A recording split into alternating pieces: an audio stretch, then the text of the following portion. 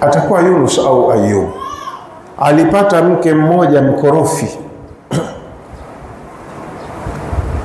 mpaka watu waumini wa kawaida wanamwambia, ya nabii Allah, inna hadhihi almar'a la tasluhu laka bibali, ewe nabii wa Allah, mke kama huyu mbona hakufai? Huyu sio kufu yako, kwa nini unang'ang'ana kukaa naye tu?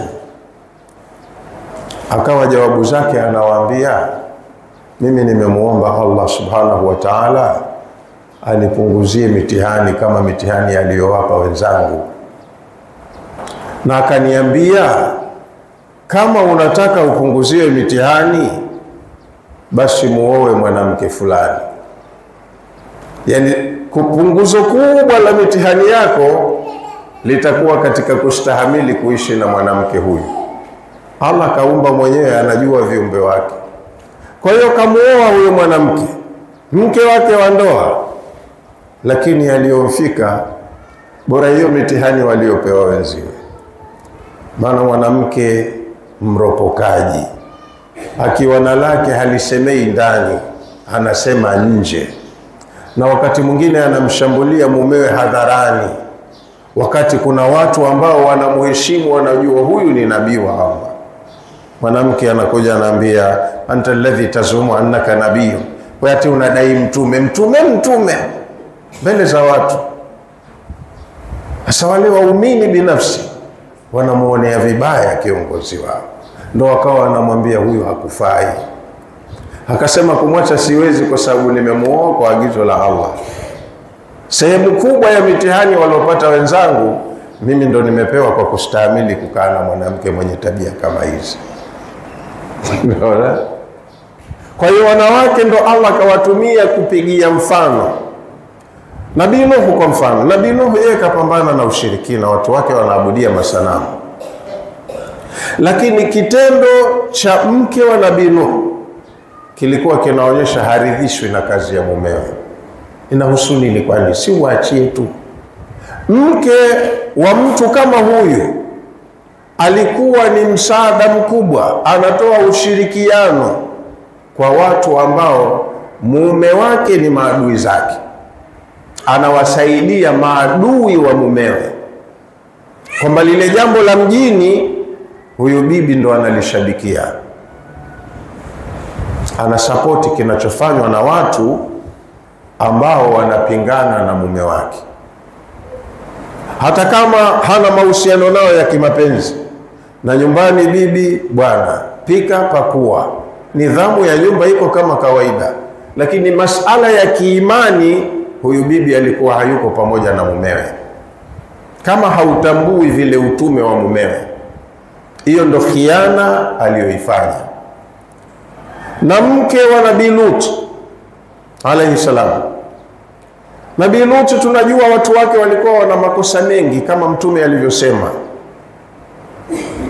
kana liqaumi lutin 11 jarima, watu wa Luti walikuwa wana makosa mabaya 11, lakini kubwa lao linalojulikana, itiyanu rajuli ba'daha, itiyanu rijal ba'dhum bi ba'd.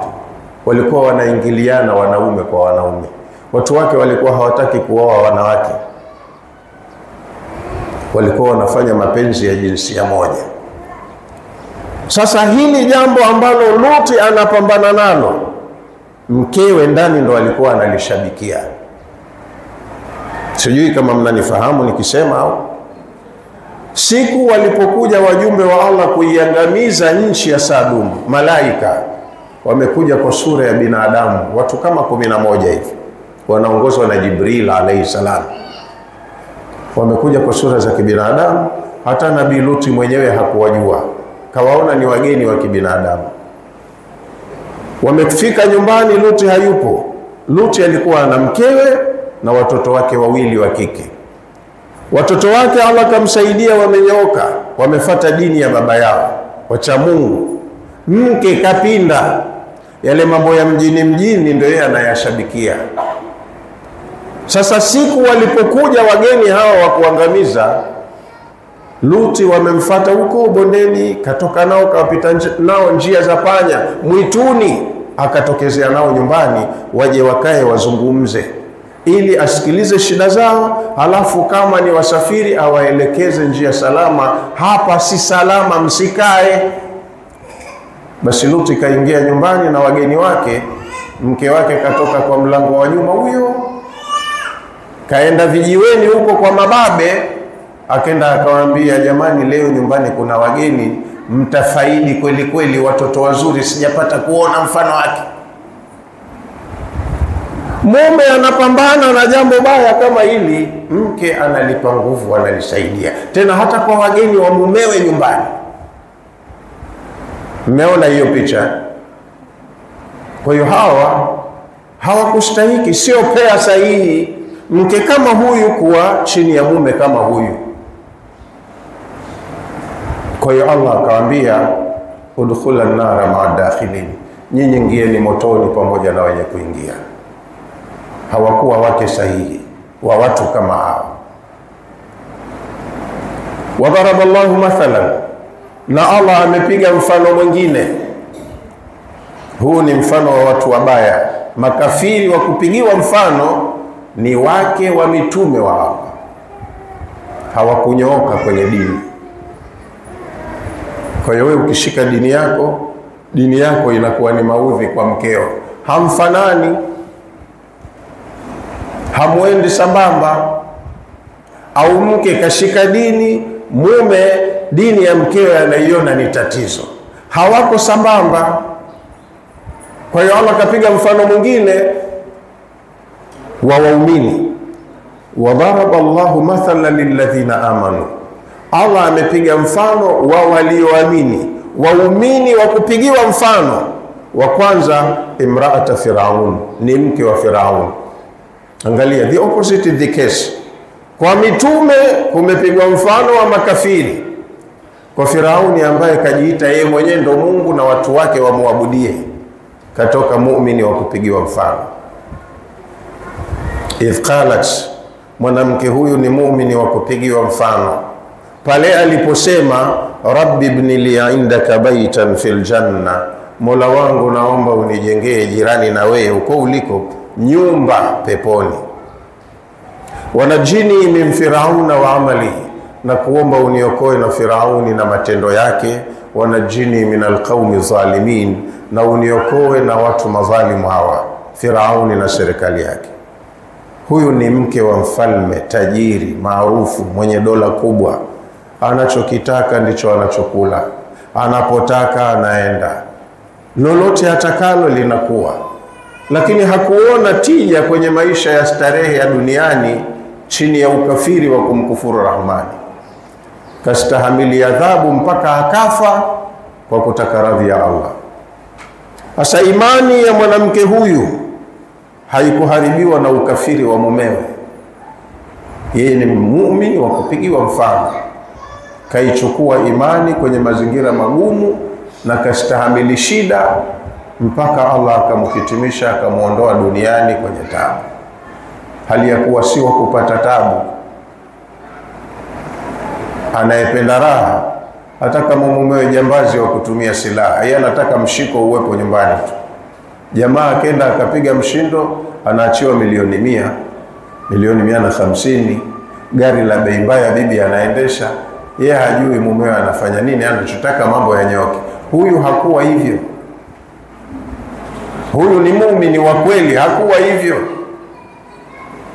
Kataka radhi ya Allah, kaachana na dunia na raha zilizoko kwa mumewe kwenye ndoa yake. Na mwanamke mwingine wa kupigiwa mfano katika imani wa Maryam binata Imran, na mfano mwingine wa waumini ni Maryam mtoto wa kike wa Imran, allati ahsanat farjaha, ni mwanamke ambaye aliuhifadhi utupu wake, hakutumia kwa mwili wake vibaya. Fanafakhna fihi min ruhina, tulipulizia kwenye mwili wa mwanamke huyu roho inayotokana nasi, akabeba ujauzito bila ya kuingiliwa. Wasaddaqat bi kalimati rabbiha wa kutubihi, mwanamke huyu alikuwa ni msomaji wa kitabu cha Mola wake kayatekeleza maagizo yaliyomo kitabuni na maagizo waliofundisha mitume wa Allah. Wa kanat min alqanitin, mwanamke huyu alikuwa yuko katika orodha ya watiifu, watu watiifu. Na imekuja aya kwa sigha ya jamu mudhakkar, kanat min alqanitin, mwanamke alikuwa yuko katika orodha ya waliofaulu, waliofanya vizuri mitihani yao. Kwa hiyo performance yake ni kubwa, ana compete na wanaume waliofanya vizuri huyu mama. Kwa hiyo ni mtu tu kama aya zilivyotuelekeza za suratul Hashri, kila mtu ajikague.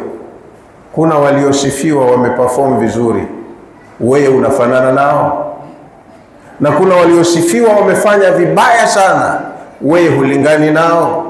Ujicheki kabla siku zako za kukaa kwenye ardhi hii hazijaisha, ufanye vizuri.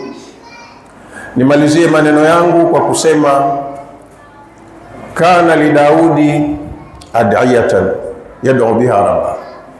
Nabii Daudi alikuwa na dua yake mwenyewe, anamuomba Mola wake. Nabii Daudi alipata wadhifa katika umri wake wa ujana, na Nabii Daudi Allah kamrundikia vipaji vingi mahala pamoja. Alikuwa mfalme, halafu kapewa utume, alikuwa msomi, na alikuwa tajiri. Alikuwa na utajiri mkubwa ambao aliupata kwa kazi ya kufanya kwa mkono wake mwenyewe, sio mali ya kunyang'anya. Daudi alikuwa yuko vizuri. Lakini Daudi katika umri wake huo mdogo, kwa imani yake na tauhidi aliyokuwa nayo, alimuomba Mola wake maombi 8.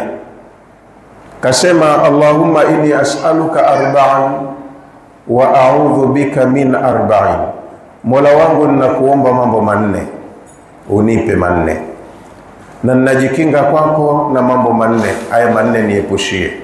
4 nipe, 4 usije ukanipa. 4 aliomba Daudi, kasema as'aluka lisanan dhakira wa qalban shakira wa badanan ala albala'i sabira wa zawjatan tu'inuni ala umuri dini wa dunyaya. Mambo 4 aliomba. Mola wangu ninakuomba unipe ulimi utakaokuwa unakutaja wewe mara kwa mara. Sisi ndimi zetu zinaimba tu nyimbo za Zuchu, za nani, wengine husema za Kihindi, wala hilo lugha haijui, lakini kazikariri nyimbo anaimba za Kihindi, za Kizungu, za hivi. Ndio hobi yake. Kumbe kuna maneno yana faida kubwa tu, yana thawabu nyingi tu, mepesi sana, lakini huwa yanadharaulika. Mtu haoni faida yake, anakwenda kushughulika kuutumia ulimi wake kutamka kwa muda mrefu maneno ya kipuuzi yasiyo na maana yoyote. Daudi kaomba ulimi wake uwe unamtaja Allah mara kwa mara. Huyo mtu mwanamume na shughuli zake ana mengi, lakini kipaumbele chake ni hicho, lisana dhakira. Nipe ulimi utakaokuwa unakutaja wewe Mola wangu mara kwa mara. Wa qalban shakira, naomba unipe na moyo wenye shukurani, moyo wangu wewe una shukurani. Au mapokezi mengine imekuja wa qalban khashia, nipe moyo mnyenyekevu utakaokuwa unakubaliana na matakwa yako. Moyo wangu upende kile ambacho wewe unapenda. Na la 3 akasema wabadanan, na kuomba unipe mwili ala albala'i sabira, utakaokuwa na uwezo wa kustahimili shida, tabu, adhabu.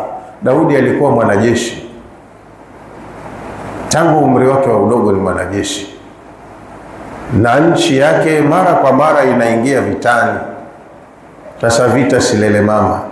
Askari huyu kaomba Allah ampe mwili wa kikomando utakaokuwa kwenye mikiki yoyote ile ya shida unavumilia. Kama huna mwili wa kuvumilia, utasema dini yenyewe kama ndio hivyo, mie basi naachana nayo. Asiwezi shida. Kaomba apewe mwili utakaostahimili mazingira ya kazi yake. 3 hayo. Lakini la 4, kaomba wazaujatan, ninakuomba unipe mke tuainuni ala umuri dini wa duniaya, nipe mke atakayekuwa ni msaada kwangu kwenye mambo yangu ya dini na mambo yangu ya dunia. Tukipanga na kujadili masala ya ibada, mke wangu tuwe tuko pamoja, anapenda. Sio simama tuswali, swali nimejichokea hapa, tumeza kutwa na hata wakati kukaa tu ukasema kidogo na Mola wako, hasina time hiyo, niachie, nimechoka. Hakutaka mke wa aina hiyo Daudi. Kasema nataka unipe mke tuainuni, al-i'ana ni msaada, nipe mke msaidizi, awe ni msaidizi wangu, ala umuri dini, kwenye mambo yangu ya kidini, wa dunia na mambo yangu ya kidunia. Kama nilivyosema, alikuwa ni mtu tajiri. Kwa hiyo kwenye masuala ya mali, biashara na uchumi, anisaidie tushirikiane. Kwenye mambo ya ibada, tukija kwenye miamala ya ibada, anisaidie tuwe tuko pamoja. Nataka unipe mke ambaye mimi na yeye tutakuwa ni pea inayoendana. Ukipata tofauti ndio yatakuja kuwa kama hayo ya Nuhu na Lut. Mmenifahamu vizuri? Na Mtume katuhusia kuhusu suala la ndoa. Kawahusia wanaume na kawahusia wanawake. Wanaume wakitaka kuoa, Mtume kasema chagueni mwanamke mwenye dini. Kwa hiyo hivi kutafuta mchumba, usiangalie figa, uzuri wa sura na shepu, utakuja kwenda mchombo. Tabia na dini yake ndio vipaumbele. Na wanawake wanakija wachumba, usiseme tu riziki imekuja, kipaumbele ukaangalia ana pesa au hana, ana gari hana. Wameambiwa watafute mchumba au amkubali mchumba mwenye dini na tabia njema. Kwa hiyo hili Daudi ndio lilikuwa chaguo lake, ndio kipaumbele chake. Hayo ni mambo 4 aliyoomba: ulimi utakaokuwa unamtaja Allah, moyo mnyenyekevu wenye shukurani, apewe na mwili unaostahimili shida kwenye mambo yake ya kheri, na apewe mke atakayekuwa msaada kwake kwenye mambo yake ya dini na mambo yake ya dunia. Na 4 aliyojikinga nayo, akasema a'udhu bika min mali, Mola wangu ninajikinga kwako na kupata mali. Tajiri alikuwa, lakini hiyo mali aliyokuwa nayo alikuwa ana tahadhari. A'udhu bika min mali, Mola wangu ninajikinga kwako na mali yakunu wabalan alayya, mali ambayo itakuwa kwangu mimi ni adhabu, mali itakayoniangamizisha usinipe. Wayatamatau biha ghairi, alafu wakaja akastarehea mwingine. Mimi ninachuma mali inanipeleka motoni, lakini nikifa mimi nishakwenda motoni, mwingine anayerithi anakuja kustarehea, yeye hana kosa. Maana mali unaulizwa wewe ulichumaje, ulimiliki vipi, ulitumiaje. Ukishakufa umiliki wa mali ile unaenda kwa warithi wako. Warithi wakirithi hawaulizwi mali imechumwaje, haiwahusu, wao wamerithi, kwao itakuwa ni halali yao. Kama wewe uliiba ukawaachia watoto mali ya kuiba, kesi ya wizi wa mali ile hawatoulizwa watoto, unaulizwa wewe ulioiba. Wewe ulinyang'anya, halafu ukafilia mbali na unyang'anyi wako, watoto wamerithi mali yako. Watoto hawana kosa, wamerithi kwa baba. Kesi ya unyang'anyi wako itakukabili mwenyewe. Kwa hiyo Daudi kajikinga na hilo kwa Allah. A'udhu bika min mali, Mola wangu ninajikinga kwako na kuja kupata mali ambayo yakunu wabalan alayya, kwangu mimi itakuwa ni maangamizi. Wayatamatau biha ghairi, lakini watakuja kustarehea wengine. Usije ukanipa mali kama hiyo, mimi nipeleke motoni wastarehe wengine, sitaki. Wa a'udhu bika min waladin, na ninajikinga kwako na kupata mtoto yakunu alayya sayyida, mtoto ambaye atakuwa kwangu mimi ni bwana. Na sasa kwa umri tulionao haya mambo ni mengi maarufu. Mtoto ana sauti kwa wazazi wake. Mama kazaa mtoto wa kike, kajitahidi kumlea, kumwangalia afya yake, kampeleka shule, kasoma, wamejitahidi kubana huku na kule, wanamlipia fees. Sasa mtoto karudi chuo kikuu, yeye ndo anakuwa anawapelekesha wazee wake, kasoma, wazee wamsikilize yeye, tena ana command, anaamrisha, hajui hata ile daraja ya wazee wake kwake. Kwa hiyo mtoto ndo kawa bwana sasa, anatoa maagizo tu, hata ushauri na saha za wazazi wake hazisikilizi. Maana yeye kasoma, yeye ana pesa, yeye ana maisha, yeye yuko hivi, marafiki zake wako Ulaya, anajulikana kimataifa. Mashaka, heshima kwa wazazi hakuna. Daudi kajikinga na hilo, usije ukanipa mtoto ambaye kwangu mimi atakuwa bwana, simtaki. Kajikinga mapema kwa bwana, kwa Mola wake.